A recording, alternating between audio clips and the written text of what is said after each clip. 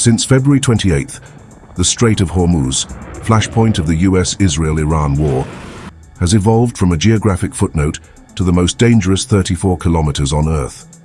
You already know it's the jugular vein of the global oil trade, but as Iran threatens to turn this natural choke point into a toll booth for war, a massive legal shadow has been cast over the Suez Canal. The difference between the Suez Canal and the Strait of Hormuz is simple, but in the middle of a geopolitical crisis, that difference becomes everything. One is a man-made canal, the other is a natural choke point.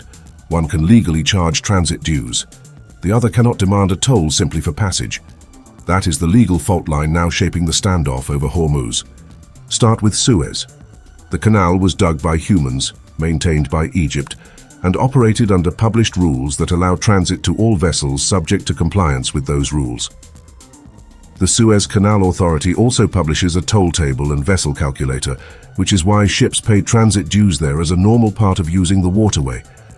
In other words, Suez is a service corridor built and managed as infrastructure. Hormuz is different. It is not a canal, but a natural strait only about 34 kilometers wide, linking the Persian Gulf to the Indian Ocean. Around a fifth of global oil supplies move through it, which is why any disruption quickly becomes a global energy crisis. Reuters reports that Iran has been pressing to turn the strait into a controlled passage and to charge fees on tankers, even as shipping through the waterway has slowed sharply amid the conflict. But international law draws a hard line here. Under the UN Convention on the Law of the Sea, ships and aircraft enjoy the right of transit passage through straits used for international navigation, and that passage shall not be impeded.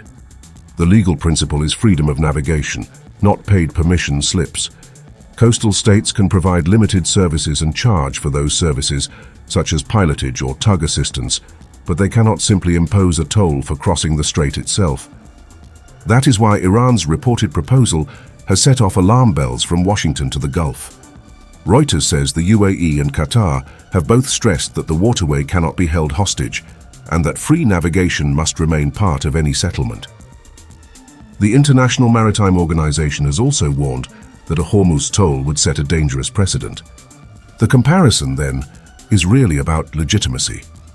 Egypt charges transit dues in Suez because it manages a canal that was engineered and opened for international shipping.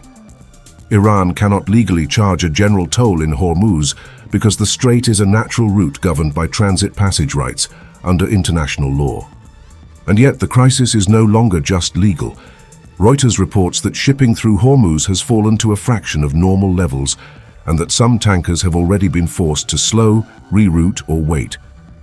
That makes the dispute about more than the law. It is about whether a single narrow waterway can be turned into a political weapon. So the contrast is stark.